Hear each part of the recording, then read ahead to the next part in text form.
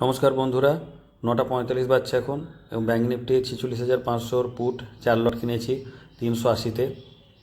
আমি ছোট ছোট স্টপ লস রেখেছি, টার্গেট আমার কাছে বাঁধা নেই, টার্গেট যা পাবো সেইটাই। তো 380-তে কিনেছি, মোটামুটি 370, 365 আমার 15 পয়েন্টের মতো আমি লস নিতে পারি।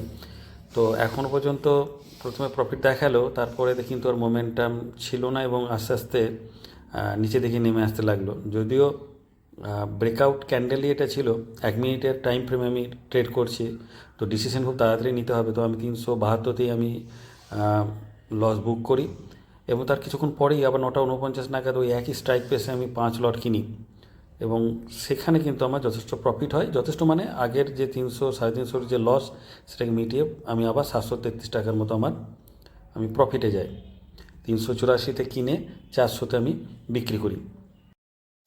এরপরেও বেশ কয়েকটা ছোটো ছোটো স্ক্যাল্পিং করি, কিন্তু প্রথমে একটা ট্রেডে 10 পয়েন্টের মতো প্রফিট হয় এবং তাতে প্রায় টোটাল আমার প্রফিট 1,500 টাকার মতো দেখালো। তারপরে বেশ কয়েকটা স্ক্যাল্পিং করি যেখানে আমার কিন্তু প্রফিটটা পুরোপুরি তো ভ্যানিশ হয়েই যায় এবং দিনের শেষে প্রায় 2,828 টাকার মতো লস হয়।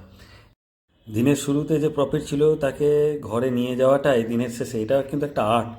এবং মার্কেট কিন্তু সবসময় আপনাকে প্রলোভন দেবে যে আপনার এই একটা ট্রেড আছে, এই ট্রেড আছে, এবং শেষে কী হয়, মার্কেট কিন্তু যে প্রফিট আপনাকে দিয়েছিল সেই প্রফিট কিন্তু আবার শেষে নিয়ে নেয়, যেমন আজকে আমার সাথে এইভাবে ঘটলো।